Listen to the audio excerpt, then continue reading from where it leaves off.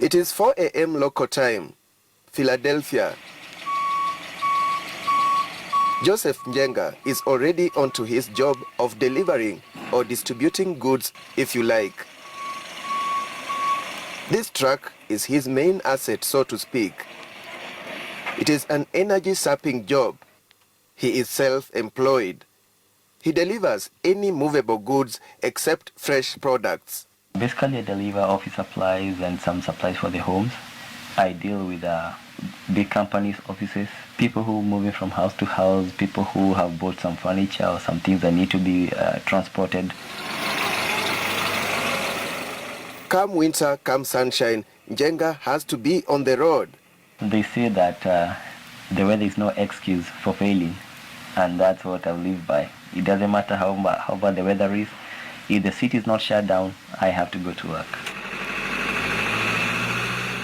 Self-employed, yes, but there are others who earn a living from his creation in the diaspora. Currently, I have 2 employees, 1 permanent and 1 casual, and it's built on a production basis. It depends how much work you have on a daily basis, because being an independent contractor, you're not assured of a certain amount of work every day. Njenga came to the US in 2013 using a spouse visa, as his wife was already working here in the medical sector. Back home, he was in the car hire business and real estate as well.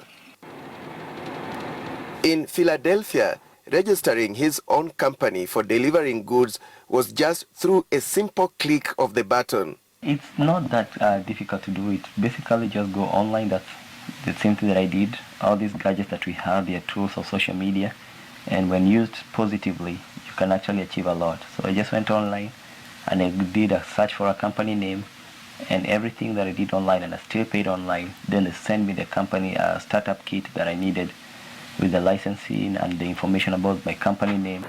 His biggest challenge is dealing with parking. Just like back home, parking and dealing with the parking authority. What you call at the city council back home, we call it the parking authority right here. That's the most challenging aspect of the job.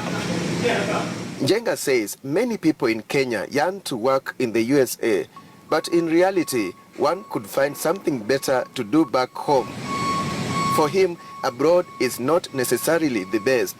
Many people think that it's only abroad that you can make a difference, but anybody telling you that you have to go to America or the UK to make a difference is basically lying to you. It's not where you are, it's what you're willing to do.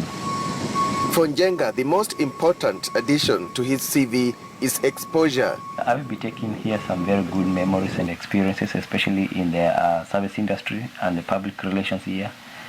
It's something that it's, I would say, a bit challenging back home in terms of customer service. That's the best experience that I've achieved from here, and the convenience of ease of movement without major hassles. And he is not here to stay. It was not my first priority to come here. So it's still not my first priority to stay here. I hope to be back home soon and continue doing what I used to do, if not better.